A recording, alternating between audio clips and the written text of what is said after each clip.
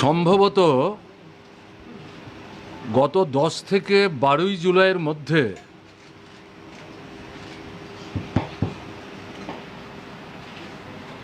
Opposition লিডারের যে official residence তাতে হুদার পক্ষ থেকে একটি কাভার্ড খাম ড্রপ করে যায়। আমি পার্টি অফিস থেকে ফিরে যাওয়ার পর ওখানে আমাদের যারা স্টাফ তারা সেটা আমার হাতে হ্যান্ডওভার করেন। এটা মানে ফিরে যাওয়ার পর না, আমি বিকেলে যখন পার্টি অফিসে আবার আসছিলাম, সন্ধ্যার পরে আমি আবার আসি, তো হুদা বলাতে আমি প্রথম বললাম সম্ভবত জামাতিয়া হুদা। আবার এখানে আসি, এসে আমি তাদের খামটা খুলে দেখি যে 10টা সংগঠন মিলিতভাবে কাউন্সিল অফ তিপ্রাসা হুদা এই নামে একটা মেমোরেন্ডাম তারা মুখ্যমন্ত্রীর উদ্দেশ্যে পাঠিয়েছেন। তার কপি বিরোধী দলনেতার কাছে পাঠিয়েছেন। এই মেমোরেন্ডামে যে সমস্ত বিষয়গুলো তারা উল্লেখ করেছেন মুখ্যমন্ত্রীকে নজর দেওয়ার জন্যে, সেই বিষয়গুলি সম্পর্কে বিরোধী দলনেতা যাতে প্রয়োজনীয় পদক্ষেপ গ্রহণ করেন। তো সেটা আমি দেখলাম, তাতে অনেক বিষয় তারা উল্লেখ করেছেন। এই বিষয়গুলো এর আগে আমার নজরে আসেনি। তো যাই হোক, আমাদের বন্ধুদের সাথে কথাবার্তা বলি। তারপর 16ই July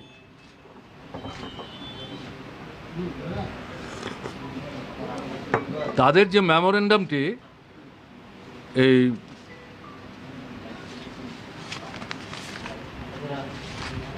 council of Tiprasa Huda, apex body of Tiprasa societies, এই মেমোরেন্ডামের কপিটি এনক্লোজ করে চিফ মিনিস্টারের উদ্দেশ্যে আমি একটা চিঠি দিই।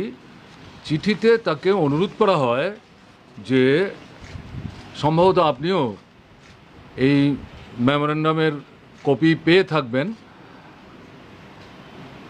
এতে যে বিষয়গুলো উল্লেখিত হয়েছে সেগুলো সম্পর্কে সরকারের তরফ থেকে প্রয়োজনীয় ব্যবস্থা গ্রহণ করা দরকার যাতে সিচুয়েশনটাকে ট্যাকল করা যায়। এই ছিল আমার চিঠি। চিঠিটা আমি এখানে পড়ে দিচ্ছি আবার। To the chief minister, government of Tripura, Agartala. Dear chief minister মহাশয়, hope you are well. Please find enclosed herewith a copy of memorandum addressed to you and also sent it to the leader of opposition recently, soliciting his intervention on the issues mentioned therein. I believe perhaps you must have received this memorandum beforehand, কারণ দেখা গেল এখানে deadline আছে 4 জুলাই 2021, আর আমি চিঠি দিচ্ছি 16ই জুলাই। আর চিঠিটা সম্ভবত, যেটা আমি শুরুতে বললাম, 10 থেকে 12-র মধ্যে কোনো এক তারিখে দিয়েছে। সেই ডেটটা এক্স্যাক্টলি আমার মানে ইয়েতে নেই, মেমোরিতে নেই। তারপরে আমি যেটা লিখলাম, however, what I would like to mention here that the issues mentioned in the memorandum sent on behalf of the Council of Tiprasa Huda are really matters of serious concern. Therefore, I hope that you would pay due attention to the issues for taking necessary early steps from the government of Tripura to tackle the situation. এই হচ্ছে চিঠির মূল বিষয়বস্তু। তো মুখ্যমন্ত্রী চিঠি পেয়েছেন কিনা সেটা তো আমি জানি না, তার কোনো অ্যাকনোলেজমেন্ট অন্তত আমার কাছে এখনও আসেনি।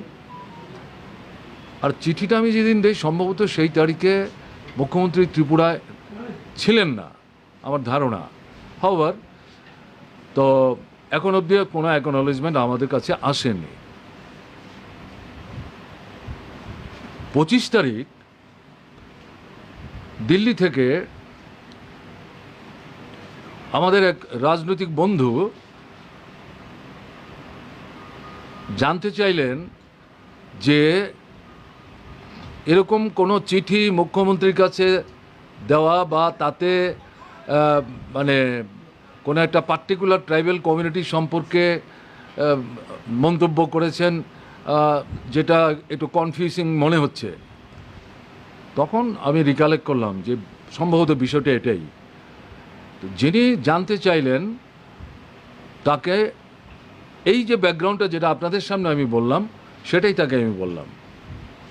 তখন তিনি বললেন যে যে মেমোরেন্ডামের কপিটা আপনার কাছে পাঠানো হয়েছিল এবং যেটা আপনি মুখ্যমন্ত্রীর কাছে রিডাইরেক্ট করেছেন with a request to tackle the situation, এই কাগজগুলি আমরা কি পেতে পারি? কেন না পাওয়ার কী আছে, কিন্তু গোপন কিছু নেই, তাহলে দয়া করে একটু পাঠাবেন। আমাদের এখান থেকে অফিস থেকে এগুলি পাঠিয়ে দেওয়া হয়। তারপরে দেখা গেলো সন্ধ্যার দিকে জানানো হলো যে আপনার পাঠানো কাগজগুলো আমরা পেয়েছি, ধন্যবাদ। এবং এখন বিষয়টা আমাদের কাছে পরিষ্কার। এই যে মানে মিডিয়াতে, সোশ্যাল মিডিয়াতে যে মন্তব্য ইত্যাদি করার চেষ্টা হয়েছে তার উপযুক্ত জবাব আমাদের পক্ষে দিতে অসুবিধা হবে না। সো অলরাইট, এটা আপনাদের ব্যাপার। রাতের বেলা সেদিনই আমাদের আগরতলার কোনো একজন সাংবাদিক বন্ধু তিনি আমাকে ফোন করলেন, সম্ভবত 7:30 থেকে 7:45। আমি তখন পার্টি অফিসে কাজ করছি। তিনি বললেন এরকম একটা বিষয়, সেই জায়গাতে আপনাকে মেনশন করে কিছু মন্তব্য ইত্যাদি আছে, আমরা তো শুনে একটু মানে আমরা তো জানি টেনি না কিছু, বা উনি তো এরকম জেনারেলি বলেন না। তখন আমি জিজ্ঞেস করলাম আপনি কি জানতে চাইছেন, যে না এই সম্পর্কে। আমি বললাম আপনি পার্সোনালি জিজ্ঞেস করছেন, টেলিফোনিক্যালি কথা হচ্ছে। ওই দিল্লির যে বন্ধু তিনি যেটা জানতে চাইছিলেন এবং তার সঙ্গে যে কথাবার্তা, এটাই তাকে আমি আবার ব্রিফ করলাম।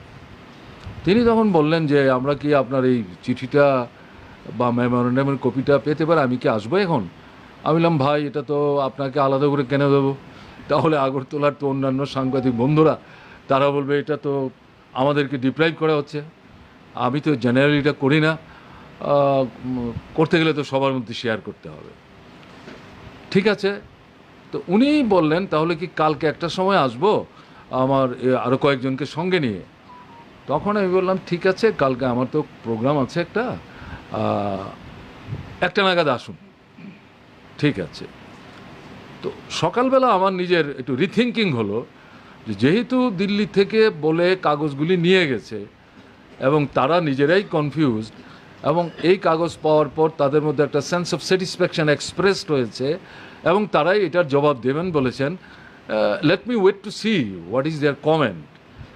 এটা মাথায় রেখে যে বন্ধুটি সেদিন দুপুরবেলা 1টার সময় আসার কথা, আমি সময়টা দিয়েছিলাম, আমি তাকে ফোন করে বললাম আপনার আসার দরকার নেই, এবং এই যে বিষয়টা এটাও তাকে বললাম যে দেখা যাক না তারা কি বলে টলে, তারপরে দরকার হলে পরে আপনাদের সঙ্গে কথা বলবো। তিনি বললেন ঠিক আছে। এই তো গেল। তা এখন এরপরে দেখা গেল যে নানা দিক থেকে এই সম্পর্কে প্রশ্ন উঠছে এবং তিনি আবার যিনি বলছিলেন তিনি আবার আমাদের পার্টি অফিসে দুপুরের বেলায় এসে উপস্থিত হলেন, কথা বলতে চাইলেন। আমাদের কিউবার উপর একটা প্রোগ্রাম ছিল, সেটা সেরে অফিসে আসলাম, আমাদের বন্ধুদের মতো কথা হচ্ছিল। তখন আবার কোনো একজন ভদ্রলোকের একটা মানে সোশ্যাল মিডিয়াতে তার কিছু কমেন্ট, এগুলো নিয়েও প্রশ্ন উঠলো। তখন সবাই মিলে আমাকে অ্যাডভাইস করলেন যে আপনারা তো প্রেসের কাছে বোধহয় এই সম্পর্কে একটু বলাই ভালো আপনার নিজের উপস্থিত থেকে।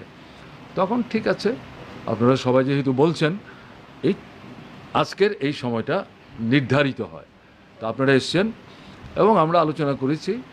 তাতে এই যে বিষয়টা, এই বিষয়টা সম্পর্কে এর বাইরে কিছু বক্তব্য নেই এবং এই চিঠির ভেতরে তাদের যে মেমোরেন্ডামে যে বিষয়গুলো উল্লেখ করেছে এগুলো সঠিক না বেঠিক এই সম্পর্কে কোনো মন্তব্য নাই।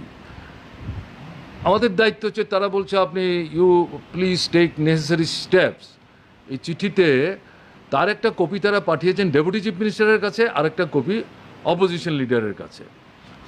তো সেই মতো অপোজিশন লিডার চিঠিটা নিয়ে তো বসে থাকতে পারেন না, মুখ্যমন্ত্রীর এই দৃষ্টি আকর্ষণ করবেন। তিনি মুখ্যমন্ত্রী as well age home minister. তো তাকে আমরা কি অনুরোধ করেছি, এটা দেখুন, দেখে এখানে যে এটা একটা মনে হচ্ছে সমস্যা তৈরি হতে পারে, এটাকে ট্যাকেল করার চেষ্টা করুন।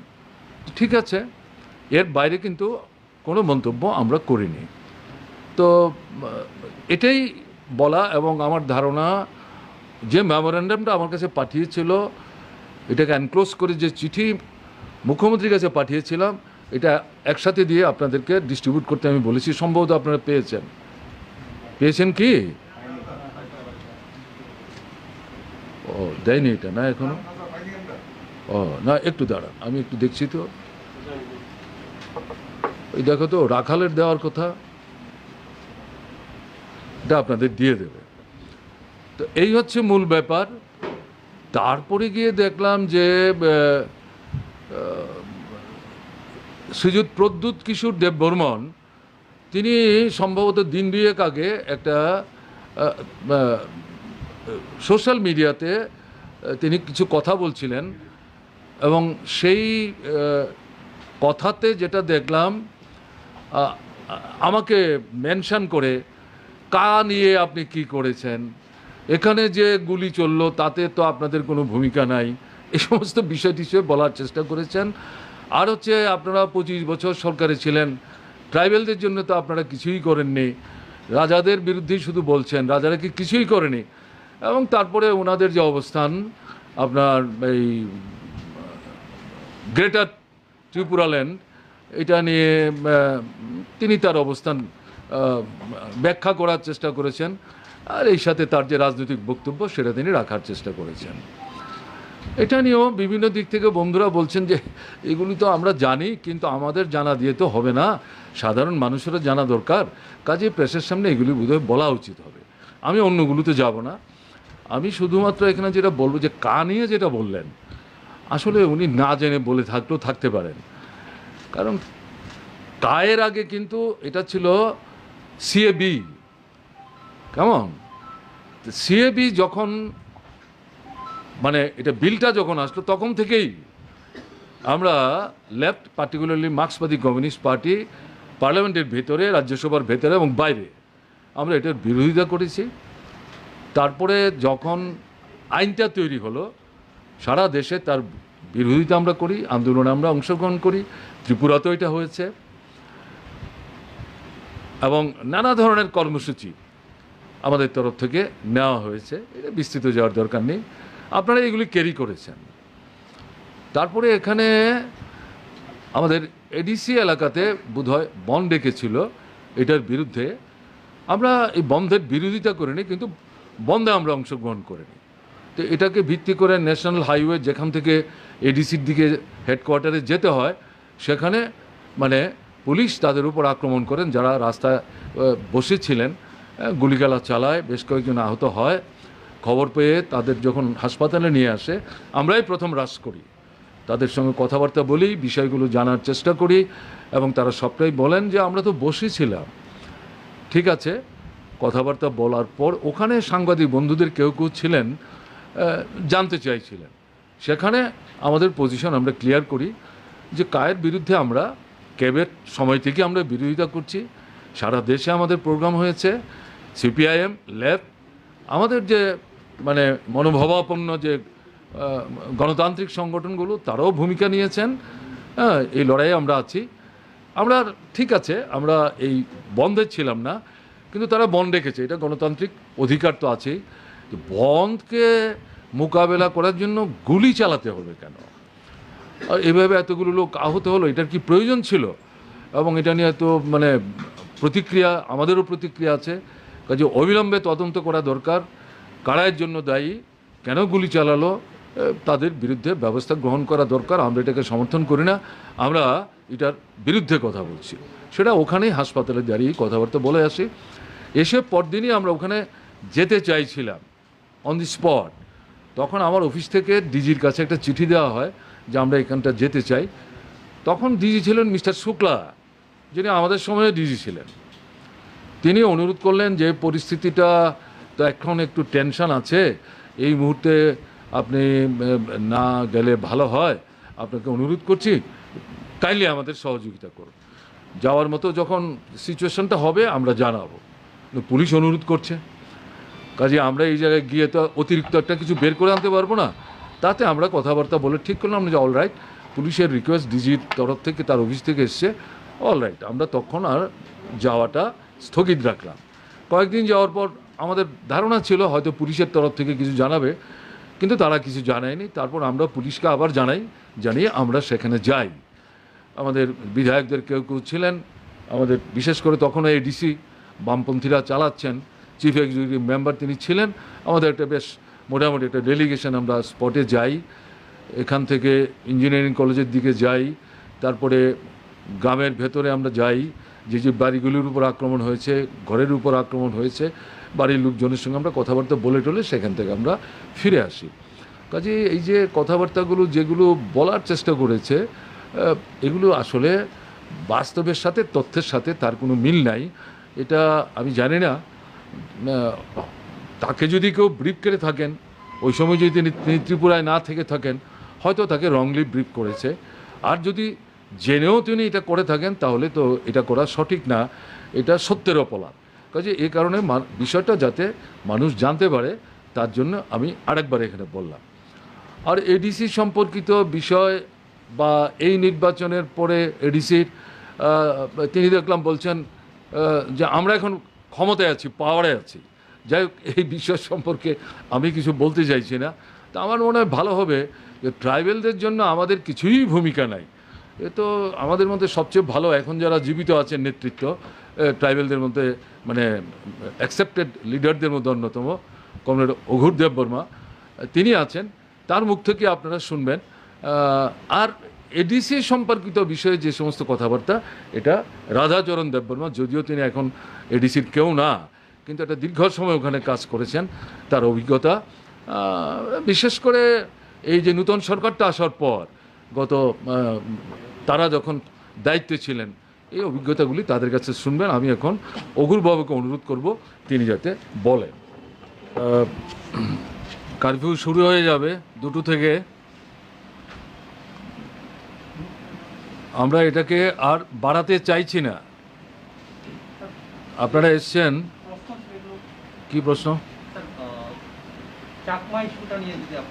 না, আমার যা বলার, মুখ্যমন্ত্রীর কাছে যে চিঠি দিয়েছি, আমাদের কাছে উপজাতিদের মধ্যে বিরোধ বাঁধাবার যে কোনো চক্রান্তের বিরুদ্ধে আমরা, উপজাতি অনুপজাতি মিলিতভাবে ত্রিপুরা, কমিউনিস্ট আন্দোলন, মার্ক্সবাদী কমিউনিস্ট পার্টি, গণমুক্তি পরিষদ, শুরু থেকে এই লড়াইটা আমরা করছি। কাজেই এই সম্পর্কে আমরা যেটা চাইছি সেটা হচ্ছে সম্প্রীতি, শান্তি, গণতন্ত্র, মত প্রকাশের স্বাধীনতা, সন্ত্রাস না, উন্নয়ন, এর মধ্য দিয়ে ত্রিপুরা যাতে এগিয়ে যায়। কাজেই আলাদা করে কিছু বলার নেই। হোয়াট এভার মাইট বি, মুখ্যমন্ত্রীর কাছে দিয়েছি। আপনারা যদি এই বিষয়ে কিছু জানতে চান, you have every right to talk to him. এটা তো তার দায়িত্ব। কাজেই তার সঙ্গে এটাই তো তার দৃষ্টিতে এনেছি। কাজেই সেদিক থেকে আমরা অপেক্ষা করে থাকবো, দেখব আমাদের মুখ্যমন্ত্রী কী বলেন, স্বরাষ্ট্রমন্ত্রী কী বলেন। আমাদের কথাটা কি? আমাদের কথা হচ্ছে শান্তি যাতে নষ্ট না হয়, সম্প্রীতি যাতে বিনষ্ট না হয়, বিরোধ যাতে সম্প্রদায়ের মধ্যে তৈরি না হয়। এই যে ঐতিহ্য ত্রিপুরা, এই ঐতিহ্যটা যদি কোনো দিক থেকে নষ্ট করার চেষ্টা হয়, এটার মোকাবেলা করা সমস্ত ত্রিপুরার মানুষকে একসাথে নিয়ে। আর কারোর কিছু আছে? ভাইরাসের কোভিড মোকাবিলা নিয়ে রাজ্য সরকারের ভূমিকায় আপনার কি প্রতিক্রিয়া? কারণ আপনি দীর্ঘ বছর রাজ্যের মুখ্যমন্ত্রী পদে ছিলেন। আরেকটা হচ্ছে স্যার, গতকাল আইটেক সংস্থার কয়েকজন সদস্যকে আটক করে জিজ্ঞাসাবাদ করা হয়েছে, এরকম একটা শোনা গেছে। আপনার প্রতিক্রিয়া? আমি আর প্রশ্ন নেব না, আপনার এটা বলছি কেমন ভাই, অন্যরা কিছু ভাববেন না। আমার ধারণা আপনাদের সবার হয়েই বোধহয় উনি প্রশ্নটা তুললেন। প্রথমত হচ্ছে, শুধু ত্রিপুরা কেন বলছেন? সারা দেশের অবস্থাটা কি? আরে মৃত্যুর তথ্য লুকুচ্ছে। সেদিন আমি দেখলাম 3 দিন আগে বেরিয়েছে যে আন্তর্জাতিক স্তরে একটা রিসার্চ হচ্ছে তথ্যের ভিত্তিতে। আমাদের এখন যিনি প্রধানমন্ত্রী, তার যিনি অর্থনীতির অ্যাডভাইজার ছিলেন mister Subramaniam, he is one of the members of that particular committee. তারা হিসেব দিয়ে বলছে ত্রিপুরা সরকার, যে ভারত সরকার যা বলছে এটা তার চাইতে অনেক গুণ বেশি। বলছে 35 থেকে 50 লক্ষের মতো হবে। আমাদের ত্রিপুরার পরিস্থিতিটা কি? টেস্টই তো হচ্ছে না। টেস্ট হলে পরেই ধরা পড়ছে। ভয় পাওয়ার কি আছে? প্রথম থেকে বলছি, আমরা তো সেই অভিজ্ঞতায় প্রাজ্ঞ না। পরীক্ষা করুন, আইডেন্টিফাই করুন, চিকিৎসা করুন, ভয় দূর হবে। সবাই মিলে একসাথে আমাদের এই জায়গাটা মোকাবেলা করতে হবে। কোথায় করছে? ডাক্তার নাই, নার্স নাই, ঔষধ নাই। ডাক্তার আক্রান্ত হচ্ছেন, অসুস্থ হচ্ছেন, কেমন না?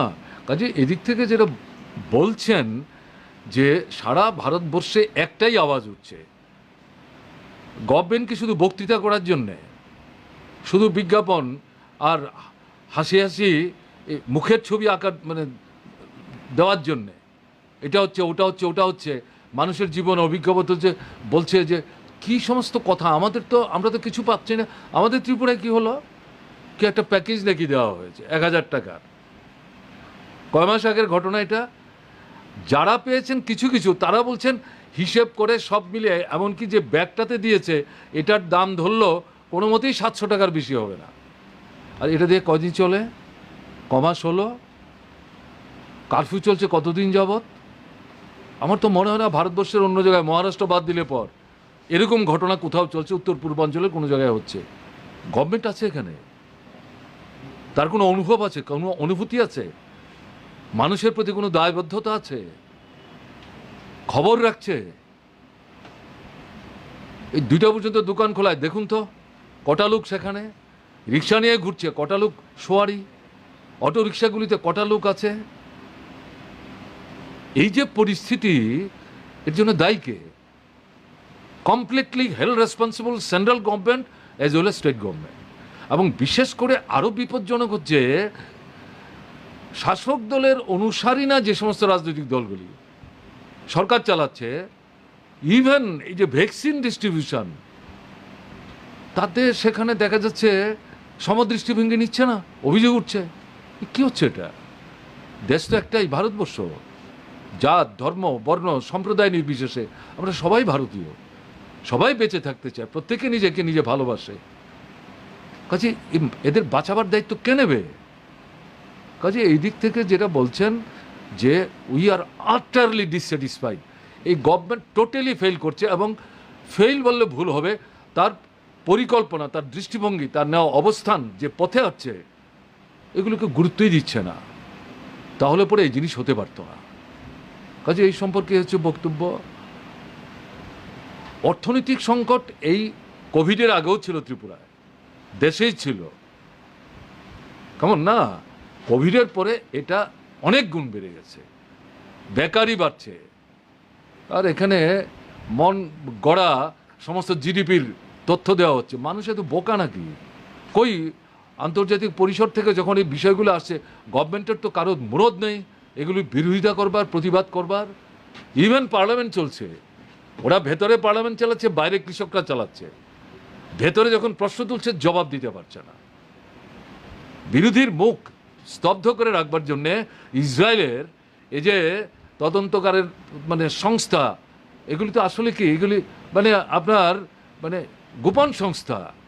কই বলছে না তো সরকার যে না, আমরা এদের থেকে এগুলি নেইনি, আমরা জানি না, অথবা কারা নিয়েছে আমরা বলতে পারছি না। কিছু বলছে না কেন?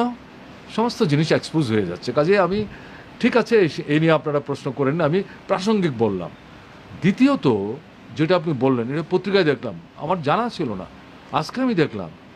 আর কি অদ্ভুত ব্যাপার! ত্রিপুরায় আমরা তো এক টাকারে 20 বছর কাজ করেছি, তার আগে দশরথ দেব 5 বছর করেছেন। মাঝখানে জোট সরকার, কংগ্রেস টিউজেস, এর আগে 10 বছর নৃপেন চক্রবর্তী, দশরথ দেব, বীরেন দত্ত, বৈদ্যনাথ মজুমদারের সরকার চালিয়েছেন। আপনারা সেই সময় সাংবাদিকতার জগতে এখানে যারা আসছেন তাদের মধ্যে কেউই ছিলেন না, কিন্তু আপনাদের যারা নেতৃত্ব তারা ছিলেন। কেউ বলতে পারবে বাইরে থেকে লোক আসছে বা ত্রিপুরার লোকরা সংবাদ সংগ্রহ করতে যাচ্ছে, এভাবে বাধা, ভিন্নমত হতে পারে?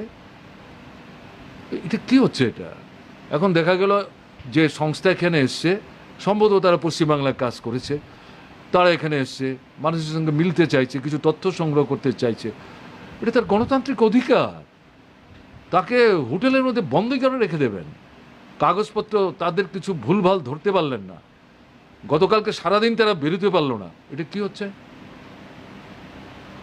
আমি তো বুঝতে পারছি না। আমাদের এখানে মানে এটা তো অরাজকতা না, এটা জঙ্গলের শাসনকে ছাপিয়ে চলে গেছে। এটা চলতে পারে না। এটা ভীতি, ভয় কোন জায়গায় গেছে? ভয়ের পেছনে মূল কারণ হচ্ছে জনগণ থাকছে না, পায়ের তলার মাটি সরে যাচ্ছে, দিন কমে আসছে। কেমন না? আর নূতন করার কিছু সময় নাই, সুযোগ নাই। কেমন ডাবল ইঞ্জিন ঘটি নিয়ে আগে বামফ্রন্ট যেত, খালি ঘটি নিয়ে ফিরতো, এখন কলস নিয়ে যাওয়ার কথা 2 হাতে করে। কোথায় কলস? ঠুনঠুন আওয়াজ করছে। কাজেই জবাব দিতে হবে তো। কাজেই এরকমভাবে মানুষ কাটকে রাখবেন, তথ্য সংগ্রহ করতে দেবেন না। আমরা তো বাইরে যখন যাই, আমি তো বলেছি, যান আপনারা ত্রিপুরায়, কথা বলুন মানুষের সঙ্গে।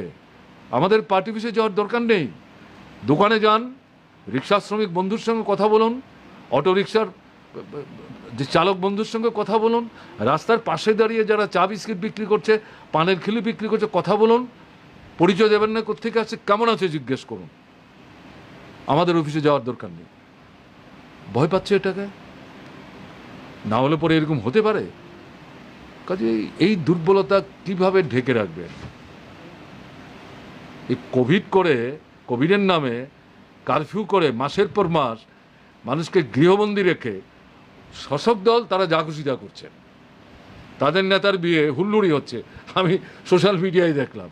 আর আগরতলায় ডিএম গিয়ে যে ভদ্রলোক মন্ত্র পড়িয়ে এটা সলমেনাইজ করছিলেন, তাকেই তো প্রায় পিঠে পুলিশ লাঠি চালাবার মতো অবস্থা। আপনারা এগুলি দিয়েছেন, না হলে তো জানতেই পারতাম না। চলছেটা কি? এই যে আমরা যে বলছি অরাজকতা, আইনের শাসন না, জঙ্গলের শাসন, এগুলি তো কথার কথা না। আপনারাই সবচেয়ে বেশি আক্রান্ত হচ্ছেন, কারণ খবর সংগ্রহ করতে হয়। কেমন না? আপনারা নিজেরাই জানেন এগুলো। কাজে এই জিনিসগুলি মানে সরকারের অপদার্থতা, ব্যর্থতা, জনবিরোধী যে চেহারা, এটাকে ঢেকে রাখবার জন্যে নির্লজ্জ এই ভূমিকাগুলি গ্রহণ করছে। মানুষ এটা মেনে নেবে না, এভাবে বেশি দিন চলবে না। আপনাদের ধন্যবাদ জানাচ্ছি। 2 বাজলো, আর সময় নেওয়া ঠিক হবে না, যদিও আপনাদের পাস আছে। ভালো থাকবেন, সাবধানে থাকবেন। এই 3rd ওয়েভ অপেক্ষা করছে আমাদের জন্য। আমি ওই দিন দেখছিলাম ফ্রান্সে 4th ওয়েভ অলরেডি স্ট্রাইক করেছে। সিরিয়াস, সতর্ক থাকতে হবে, যেতে হবে আপনাদের সাংবাদিক বন্ধু, কিন্তু সতর্ক থাকবেন। ভালো থাকবেন, নমস্কার নেবেন।